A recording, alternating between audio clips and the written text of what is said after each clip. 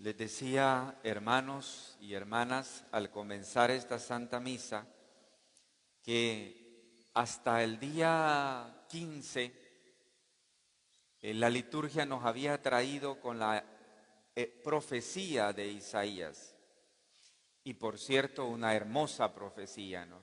Hemos caminado con el profeta Isaías durante 2 semanas y media y las lecturas han sido verdaderamente estupendas. Han sido textos de una profunda alegría y de una tremenda esperanza que nos recuerdan cómo Dios tiene la capacidad de transformar nuestra vida y de enderezar nuestros senderos. El día de ayer fue como la puerta.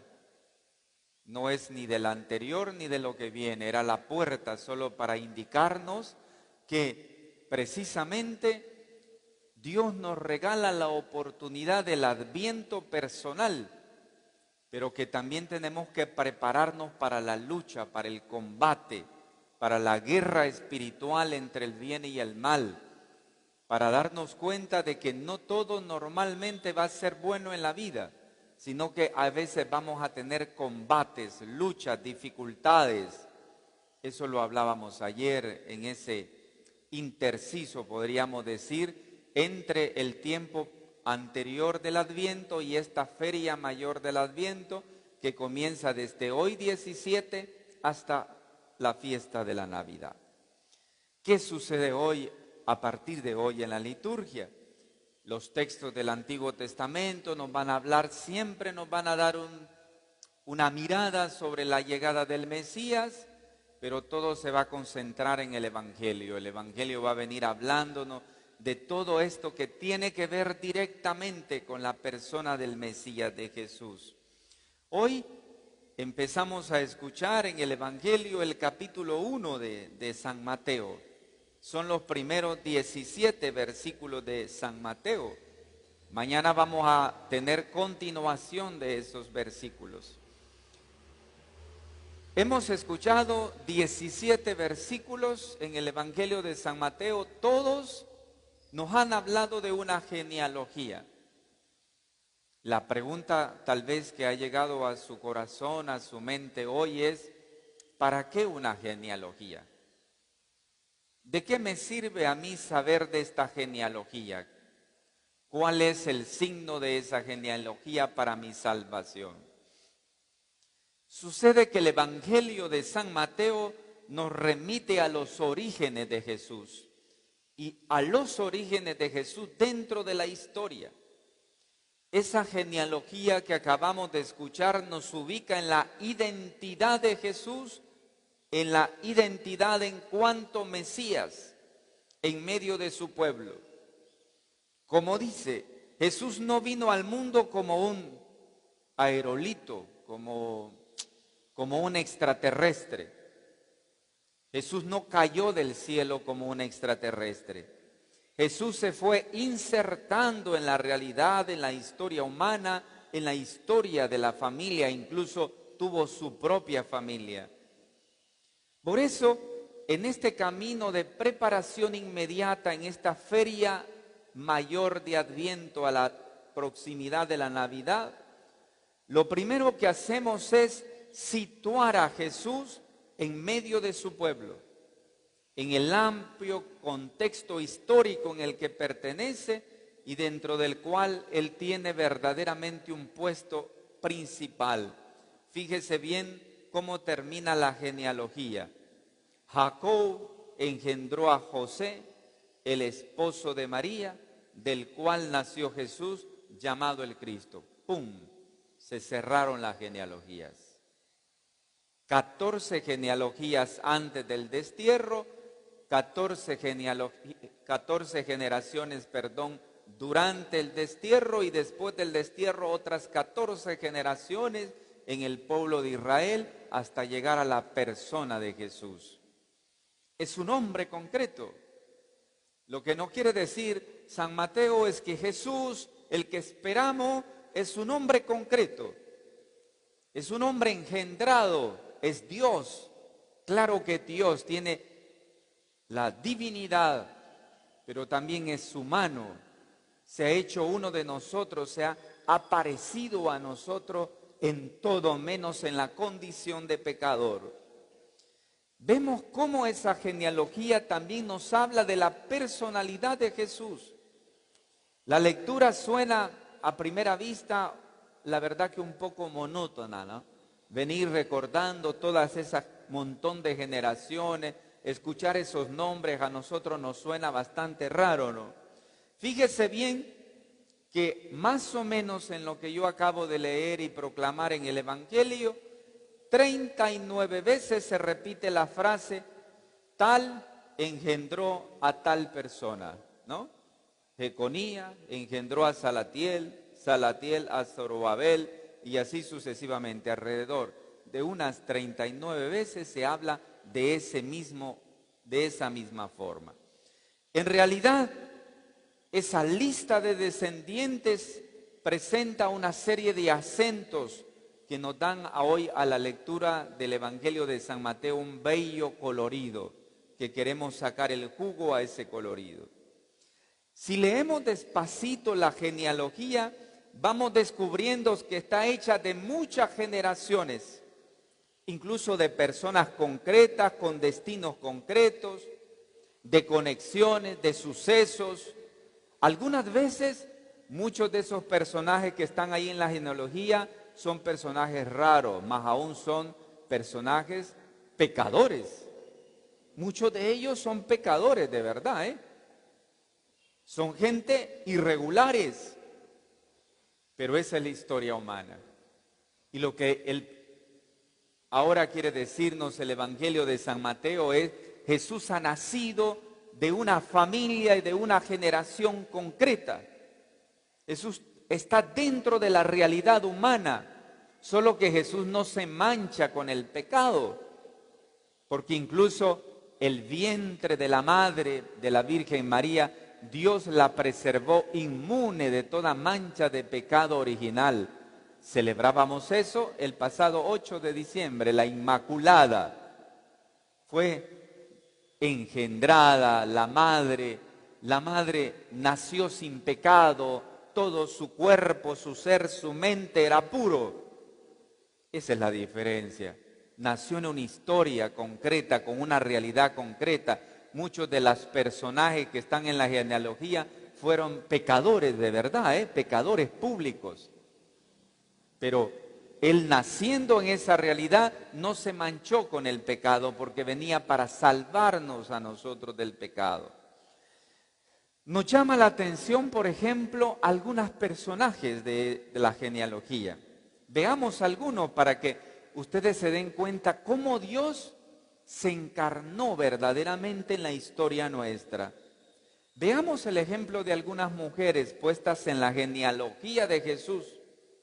Eso es como lo mismo cuando uno saca su genealogía, ¿no? Si yo saco mi genealogía, ay mamita, si esta tía de por allá era bruja, santo Dios, parte de mi familia ella era bruja, esa señora.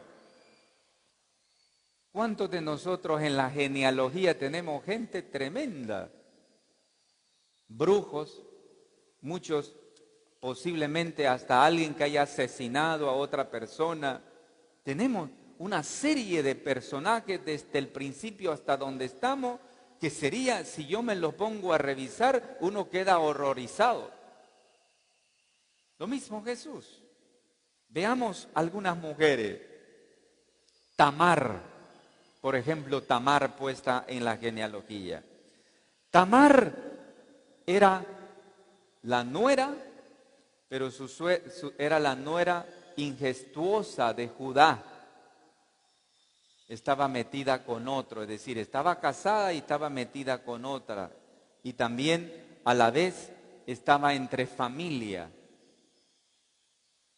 ¿Qué podríamos esperar de Tamar?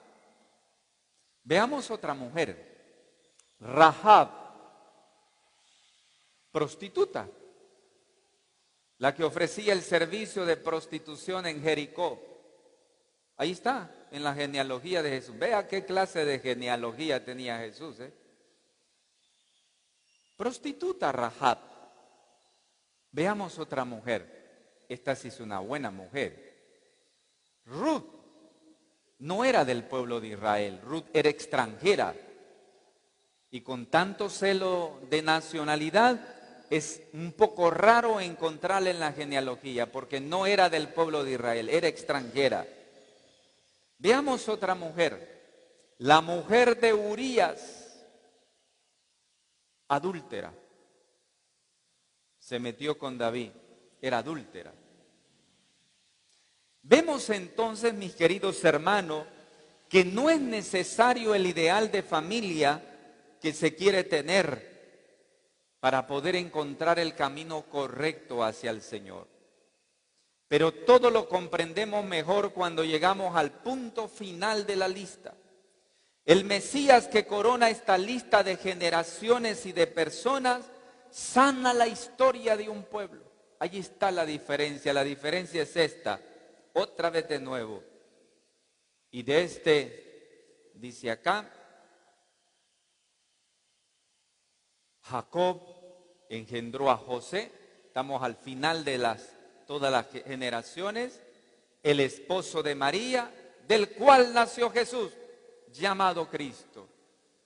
Todo lo de atrás, las prostitutas, todo el daño, el pecado hacia atrás, cerrado en la persona de Jesús. ¿Qué significa eso para la vida? Tú y yo podemos ser muy pecadores. Tú y yo podemos tener una serie de pecados que nos atan. Pero el Señor está a la puerta de nosotros para redimirnos, para salvarnos, para hacernos nuevos. Dios solo espera de ti la decisión de tu vida de que te quiera salvar. Es lo único que Dios espera. Dios no espera otra cosa. Dios solo está esperando que tú y yo nos arrepintamos de nuestro pecado y Dios va a estar allí para perdonarnos, para sanar todo lo pasado en nuestra propia vida. Dios está a la espera de nuestra redención. Fíjese bien cómo hay una estrecha también relación en la genealogía entre Jesús y Abraham. La lista de los antepasados de Jesús coloca la raíz de esta en el patriarca Abraham. Mire, comienza la genealogía. Hijo de David, hijo de Abraham. Esa relación estrecha entre Jesús y Abraham. Se trata del origen de un pueblo que ha sido creado por Dios, nacido de la fe y de la promesa del Señor. Con el llamado de Dios a Abraham comenzó un nuevo pueblo, una nueva historia en la humanidad. Y por medio de él bendijo Dios a las naciones de la tierra. Jesús es el hijo de Abraham en principio, en quien se realiza la promesa de la bendición. Toda la promesa ofrecida a Abraham se concluye en la persona de Jesús. Veamos también la otra relación entre Jesús y el rey David. La lista toma impulso por segunda vez a partir del rey David. El versículo 6 nos habla ya de David. Y comienza a partir de ahí la genealogía de los reyes de Israel. La conexión no es extraña, porque Jesús es confesado en el Evangelio como el Cristo, que significa el ungido. El término Cristo tiene que ver con la designación del rey de Israel. Pero claro, esto no quiere decir que Jesús sea como cualquier rey de Israel. Recordemos que a David Dios le había dado la promesa de su casa y de su reino para que permanecieran para siempre. Esta promesa se realizó en la persona de Jesús. Veamos un poco el cálculo final de esa genealogía. En la genealogía de Jesús, Mateo no basta con hacer una enumeración de nombres, muchos de ellos verdaderamente desconocidos para nosotros. También el número de las generaciones tienen un sentido. Fíjese, si observamos los versículos 12 hasta el 16, notamos que después de la lista que siguen a Abraham y a David, el evangelista coloca una tercera lista que parte del exilio de Babilonia y culmina con la persona de Jesús. ¿Eso qué significa? Que resultan 3 pequeños listados. Cada uno tiene 14 generaciones. Si tenemos en cuenta que el número 14 en la Sagrada Escritura es la suma de 2 veces 7, entonces, y el 7 en la Sagrada Escritura significa perfección, entonces ya vemos con más claridad.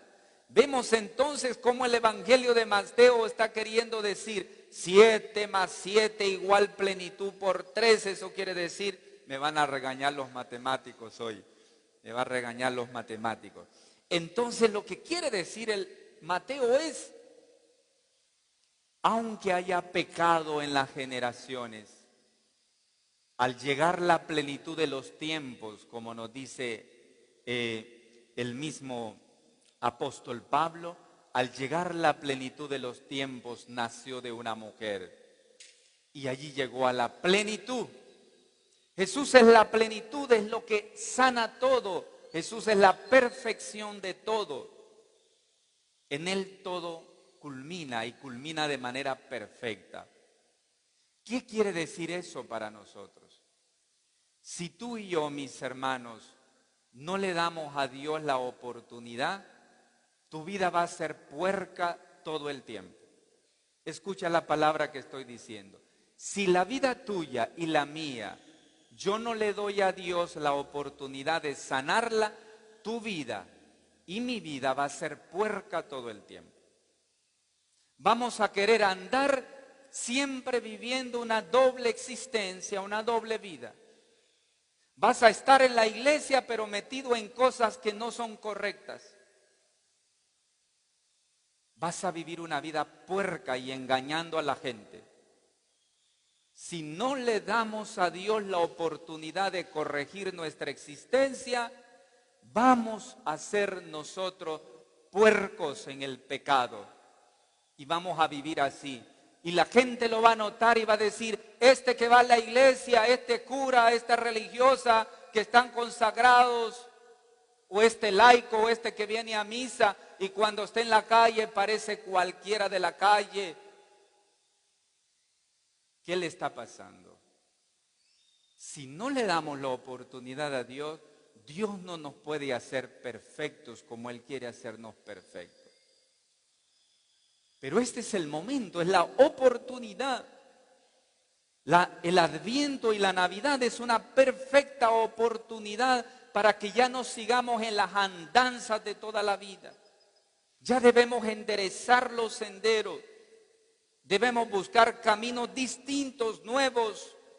Debemos darle a Dios la oportunidad de renovar mi generación hasta llegar a mi corazón, hasta lo más profundo de mí mismo. Eso solamente Dios lo puede hacer. Y hay un camino para sanar mi generación. Se llama sanación interior a través del sacramento de la reconciliación.